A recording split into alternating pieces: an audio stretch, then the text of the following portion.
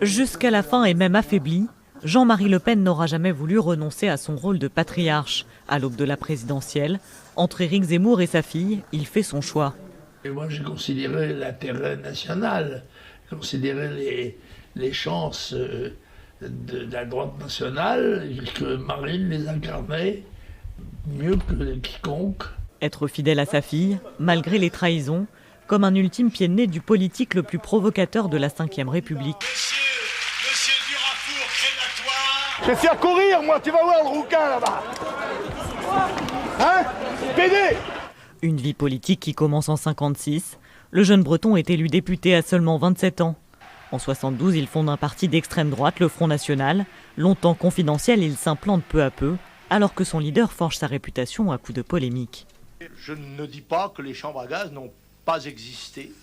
Je n'ai pas pu moi-même en voir, je n'ai pas étudié spécialement la question, mais je crois que c'est un point de détail de l'histoire de la Deuxième Guerre mondiale. Une sortie qui lui vaudra d'être condamné. En 1995, il atteint 15% à la présidentielle, son meilleur score jusque-là. Et pourtant, son parti se déchire sur fond de divergences idéologiques. En 1998, c'est le divorce avec Bruno Maigret. Je n'abandonnerai pas la barre du navire à une poignée de lieutenants et de quartiers-maîtres félons. Le FN est alors fragilisé. Pourtant, 4 ans plus tard, coup de tonnerre.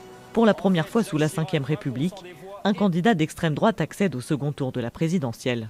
Vive la France! Le point culminant de sa carrière politique, alors qu'en coulisses, sa fille cadette s'apprête à sortir de l'ombre.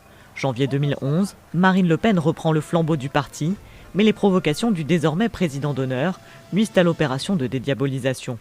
Et Monsieur Bruel aussi. Ah oui, ça ne m'étonne pas. Oui, voilà. Écoutez, on fera une fournée la prochaine fois. Une polémique de plus, c'est le début d'une guerre ouverte chez les Le Pen. Jean-Marie! Jean-Marie! Jeanne! Au secours! La fille finit par exclure son père, qui semble pour la première fois déstabilisé. Je suis choqué, blessé tout de même, parce que je suis victime de ce qu'on peut appeler peut-être l'acharnement politique.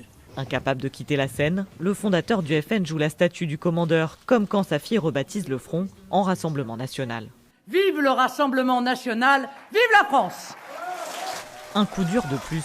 Je trouve ça désolant et ridicule et peu performant. Mais au crépuscule de sa vie, Jean-Marie Le Pen se réconcilie avec ses filles, tous réunis sur cette photo, au point de désavouer sa nièce Marion Maréchal, qui refuse de soutenir sa tante Marine Le Pen, le dernier épisode d'une vie où famille et politique auront toujours été intimement entremêlés.